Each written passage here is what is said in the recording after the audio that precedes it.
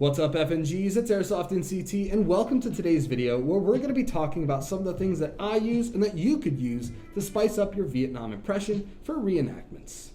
Now, these are just some bits and pieces that I have found useful or very aesthetically pleasing for my display and or the reenactments that I attend with Broken Arrow events. This is not comprehensive, and sometimes you'll see a lot more things and a lot more personalized bits and pieces, but these are some of my favorites. So without further ado, let's get started.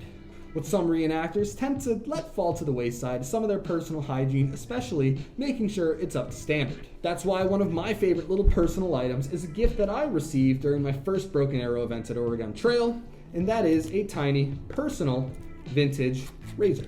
This is one of these really tiny folding ones that comes in a small leather pouch and includes some Gillette blades.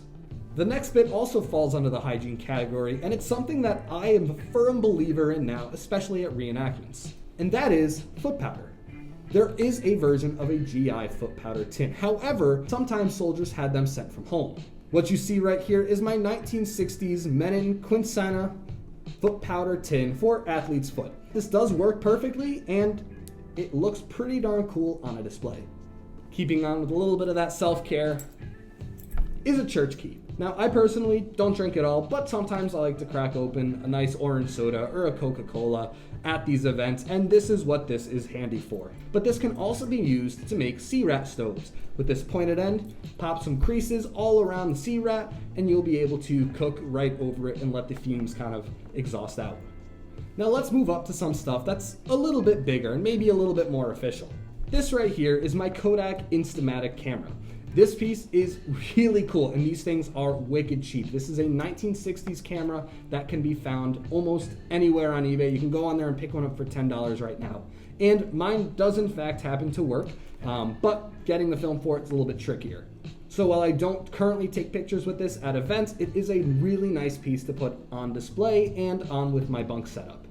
Another piece that goes really well on my bunk is some writing utensils. This is a memoranda notebook, and this is a USGI Skillcraft pen from the 1960s. One thing that I recently got that I really like is from Broken Arrow events, and that is this airmail notepad.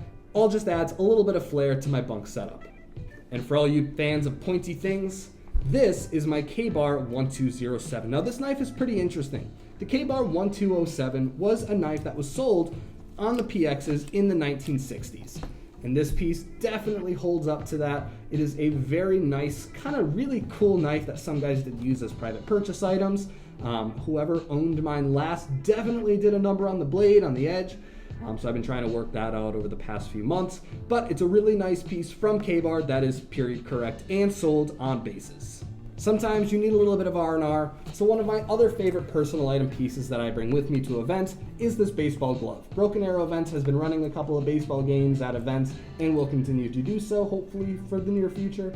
But this is a really cool piece. This is a 1950s baseball glove I got for really, really cheap. You can find these at yard sales all the time. But this is just a really cool little, thought from home. And speaking of home, here we have a coffee tin. Now, as some of you guys might know, coffee tins were very commonly seen sent over from home. These are great little care package containers because they are metal, they're strong, and they're waterproof, which is really nice. So when you get those baked goods from home, these would keep them a little bit fresher and a little bit more together.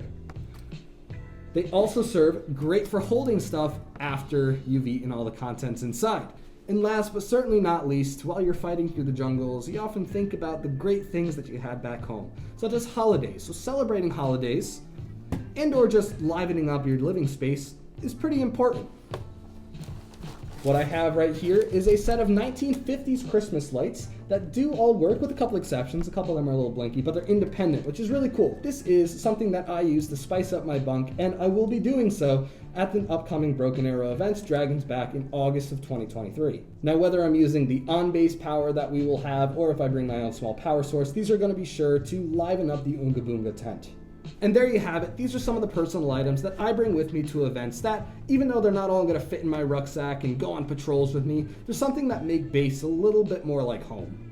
Now, especially on this video, leave a comment below to tell me what kind of personal items you like to bring to reenactments. As always, this is Airsoft in CT. Thank you for watching this video. Get some stuff to make base feel like home, and we'll see you in the next one.